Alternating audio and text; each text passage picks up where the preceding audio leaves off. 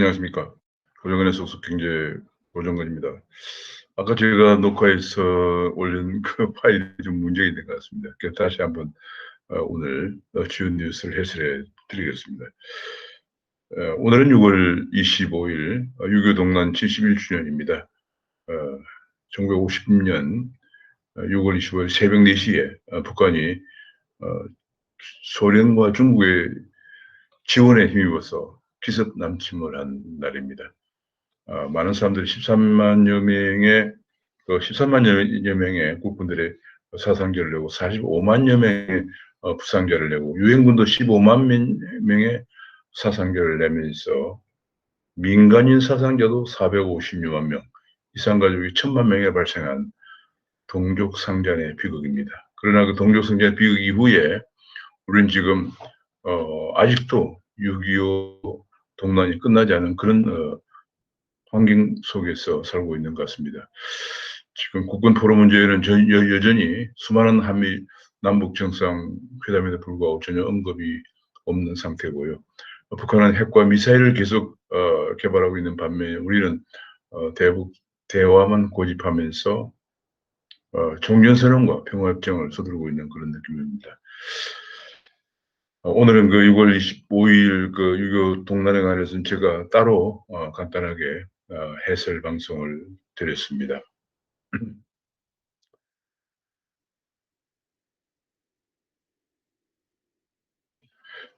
지금 현재 중국산 백신을 접종한 국가들이 접종국가 확진자가 속출하고 있다, 그런 보도가 나왔습니다. 특히 그 몽고 같은 경우에는 1차 접종 비율이 58.7%를 기록하고 있다는 보도가 나왔습니다.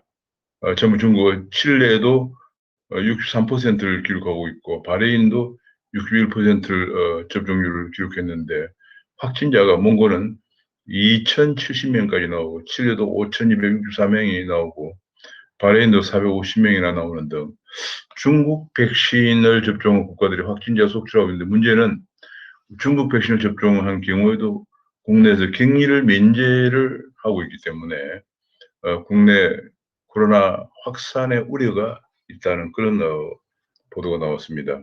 그런 가운데 92개국에서 인도발 델타 변이 바이러스가 확산되고 있다는 얘기가 나오면서 미국의 감염병 연구소장 파우치는 몇 주 내 미국도 지배할 것이다, 이런 경고가 보도되고 있습니다. 지금 가계부채가 하는 총재는 높은 인플레이션 때문에 버블이 더 붕괴되기 전에 금리를 인상할 수밖에 없다. 금년에 한 번 또는 두 번 정도 금리를 인상할 0.25%씩 인상할 가능성이 있다는 보도를 연이어 내놓고 있습니다. 금리 인상에 대비하라는 그런 경고죠. 그래서 지금 현재 금융통화위원회가 금년에 10월과 11월 두 번 남아 있습니다. 경우에 따라서는 10월과 11월 두 번 정도 금리를 인상할 가능성이 있습니다. 근데 문제는 이제 이렇게 될 경우에 현재 금리가 1% 오르면은 주담대와 영업대출 이자가 5조 원씩 늘어난다는 얘기입니다. 많은 주담대, 많은 가계대출과 가계대출 1,760조 정도 되고 기업대출도 뭐 그 정도 돼서 약 3, 4천억 정도의 3, 4천조 정도의 가계와 기업 민간 신용대출인데, 이것이 부실화 우려가 높다, 그러면서 잘못하면은 이게 미리 선제적으로 빨리 하지 않으면은 금융 부실로 비화될 우려까지 있기 때문에 지금 버블이 폭발하기 전에 금리를 올리는 그런 수순으로 가고 있습니다. 그런데 정부에서는 이 돈을 한쪽에서는 한국은행은 긴축한다고 하는데 정부는 계속 돈을 풀 궁리만 하고 있습니다. 1인 가구당 이번에 그 2차 추경을 편성해서 25만 원씩을 1인당 25만 원씩을 지급한다. 그럼 5인 가족은 125만 원이 되는 거죠. 문재인 대통령이 얼마 전에 얘기한 국민 위로금 차원에서 재난지원금을 지급하는 그런 정책이 되고 있는데, 상위 20%는 제외한다, 그런 얘기가, 하위 80%에 대해서 지급한다는 얘기가 나오고 있고요. 소상공인에 대해서는 최대 600만 원에서 700만 원까지 소상공인은 지원한다, 그런 보도가 나왔습니다.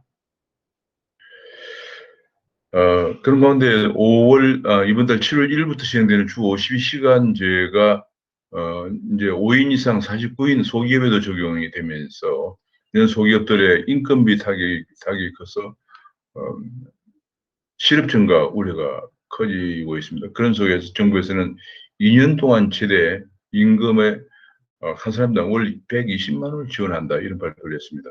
지금 이 정책이 나오자마자 많은 전문가들은 주 52시간의 정책 실패를 자인한 것이다. 정부의 정책 실패해놓고 여기에 대한 이거를 세금으로 땜질하려고 한다. 돈을 풀어서 땜질하려고 한다. 이런 비판이 나오고 있습니다. 그러니까 정부는 지금 현재 2차 추경을 편성해서 다시 또 재난지원금 또는 국민 위로금을 지급하고 또 소상공인들에 대한 또 보상금을 지급하고 그것도 이제 부족해서 소기업에 대해서 주 50시간 때문에 인건비 부담이 증가하는 소기업에 대해서는 고용을 유지하면 최소 월 120만 원을 지급한다. 그런 얘기.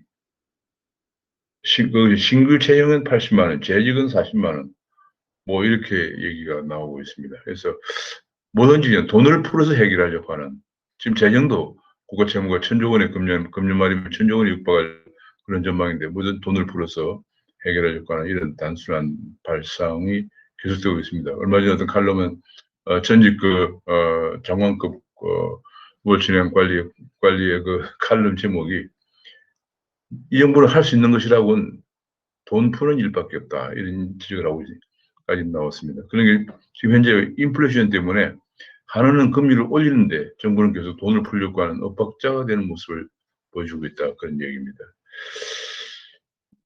지금 현재 그런 가운데 또 유은혜 교육장관은 반값 등록금을 금년에도 지속하기 위해서 연 2조 8,500원 정도 예산이 추가가 필요하다. 이런 얘기를 어제 국회 대정부 질의에서 얘기를 했습니다. 지금 국가장학금 3조 4천억에 추가해서 예산 2조 8,500원을 투입해서 반값 등록금을 실현해야 한다라고 얘기를 했습니다. 지금 이게 말이죠. 지금 대학 반값 등록금이 아마 14년째 계속되고 있을 겁니다. 이렇게 되면서 대학의 재정 사정이 말이 아니고요. 대학의 재정 사정 때문에 결국은 대학의 연구개발 그런 뭐 완전히 지금 손 놓고 있는 상태고 그러다 보니까 우수 인력 양성은 뭐 뒷전으로 미루어지면서 지금 업계에서는 4차 산업혁명에 필요한 인공지능이나 빅데이터 분석이나 블록체인이나 혹은 연구개발, IT 개발자들이 태그 부족해서 난리인데도 불구하고 대학이 이런 고급 인력을 길러내지 못하는 그런 문제점을 보여주고 있어서 난리 났습니다. 지금 뭐 IT 개발자 같은 경우, 인공지능 개발자 같은 경우에는 웃돈을 주고 또 사람을 구하지 못하는 그런 상황인데 대학은 여전히 이런 반값 등록금 타령만 하고 있는 그런 상황입니다. 그래서 결국은 지금 뭐 재난지원금 또는 국민유로금 그다음에 소상공인들 또 보상금 또 무슨 뭐 주 52시간에 따른 또 근로자 지원금 반값 등록금 재정 만능주의가 판을 치고 있다 이런 지적이 나오고 있습니다. 지금 암호화폐 시장에서 지금 시장이 난립니다. 그동안 4년 동안 방치해온 결과 이제 9월 24일부터 특검법이 시행되면서 많은 거래소들이 정리가 될 것으로 보이면서 이 거래소에 상장해 있는 코인들이 상장 폐지가 될 수밖에 없는 그런 상황에 놓이면서 지금 시장은 대혼란인데 일부 지금 최근에 업비트에서 상장 폐지를 예고했던 그런 코인 발행 회사가 업비트를 상대로 고소까지 하는 사태가 벌어지면서 최근에 대혼전이 벌어지고 있는 상황입니다. 최근에 기준 없는 잡코인 정리 시장 대혼란인데 코인빗에서 상장 폐지를 하겠다고 한 코인을 상장 폐지를 연기하자 39배가 폭등했다. 상장 폐지가 안 되는구나. 상장 폐지 안 되면 가격이 많이 다운됐기 때문에 이 기회에 사다. 뭐 이런 얘기죠. 이처럼 대혼란을 보이는 이유는 지금 그 코인 발행 회사들이 거래소를 상대로 소송을 제기하는 일까지 일어나면서 지금 생태계 자체가 대혼란을 보이고 있습니다. 이것은 이제 오랫동안 그동안 4년 동안이나 코인은 아무것도 아니다. 화폐도 아니고 금융상품도 아니다라고 하면서 방치해온 결과 수많은 코인들이 아무래도 코인으로서의 어떤 그 사업 모델이라든지 혹은 투명성이라든지 뭐 이런 것들이 보장 사업성이나 이런 것들이 보장되지 않는 코인까지도 많이 발행되어서 그야말로 무지하게 그려져 상장해서 그야말로 돈 놓고 돈 먹는 한탕하는 이런 분위기까지 확산되면서 생태계가 혼탁해지죠.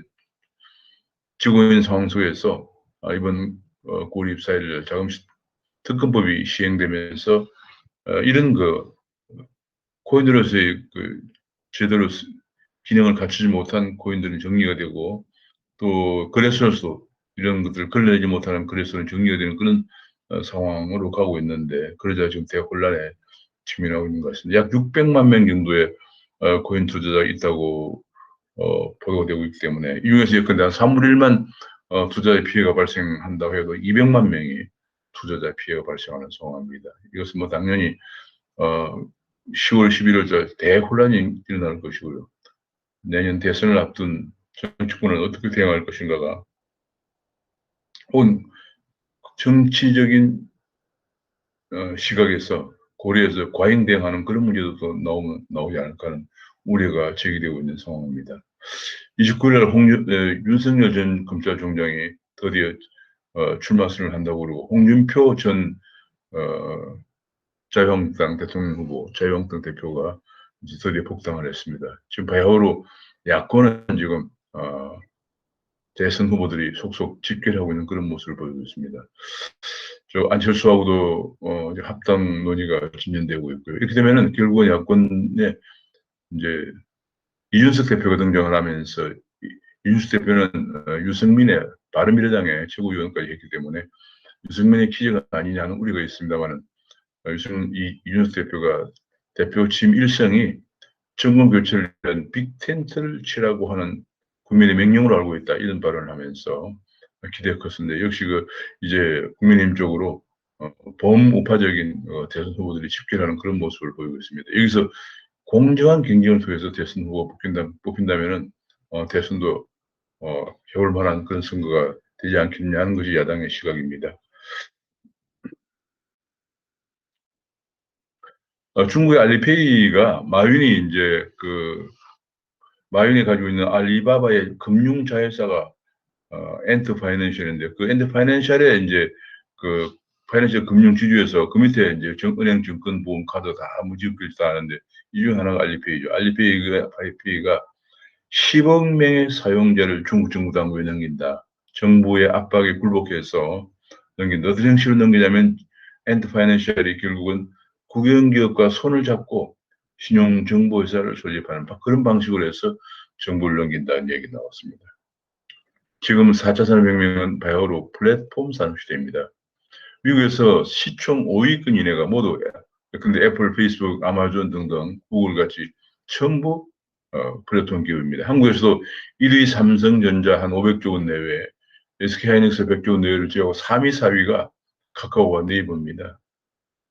지금 시장에서는 카카오 네이버가 조만간에 이제 그렇게 그 2위에 SK하이닉스를 따라잡는 것이 아니냐 그런 전망도 나오고 있을 정도로 한국에서도 플랫폼 기업의 열풍이 거셉니다.